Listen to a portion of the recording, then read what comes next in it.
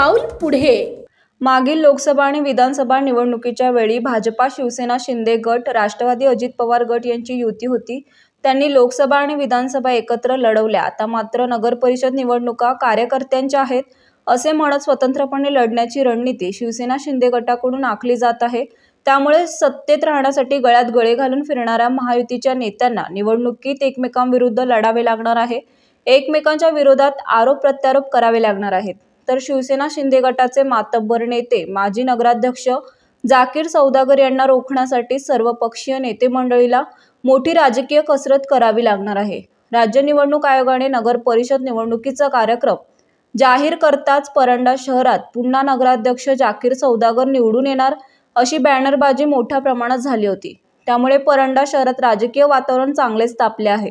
माजी मंत्री आमदार प्राध्यापक तानाजीराव सावंत यांचे समर्थक जाकीर सौदागर यांना रोखण्यासाठी मातब्बर नेते मंडळी सर्वपक्षीय एकत्र येत आहेत। तशी बैठकीही परंडा शहरात पार पडली असून नगर परिषदेची होणारी निवडणूक चुरशीची होईल असे चित्र सध्या दिसून येत आहे।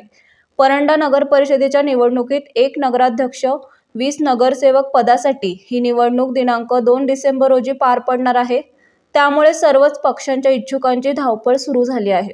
शिवसेना शिंदे गटाचे नेते माजी नगराध्यक्ष जाकीर सौदागर यांनी सर्व प्रभागातील मतदारांच्या गाठीभेटी घेऊन 10 प्रभागातील उमेदवार निश्चित करीत असून सध्या तर त्यांचे पारडे जड वाटत असून त्यांना रोखण्यासाठी भारतीय जनता पार्टीचे माजी आमदार सुजितसिंह ठाकूर, राष्ट्रवादी काँग्रेस अजित पवार गटाचे माजी आमदार राहुल मोटे, शिवसेना उद्धव बाळासाहेब ठाकरे पक्षाचे जिल्हाप्रमुख रणजित ज्ञानेश्वर पाटील तसेच माजी नगराध्यक्ष सुभाषसिंह सद्दीवाल, रमेशसिंह परदेशी, नुरुद्दीन चौधरी, हनुमंत वाघमोडे ही नेते मंडळी एकत्र येऊन हम भी कुछ कम नहीं असे म्हणत निवडणुकीत टक्कर देण्यासाठी एकत्र येत आहेत। त्यामुळे शहरात जोरदार राजकीय चर्चा होत आहे की महायुतीमध्ये दोस्ती की होणार कुस्ती याकडे सर्व तालुक्यांचे लक्ष वेधले आहे। जनहितार्थ न्यूज एक पाऊल पुढे, मुख्य संपादक धनंजय गोफणे।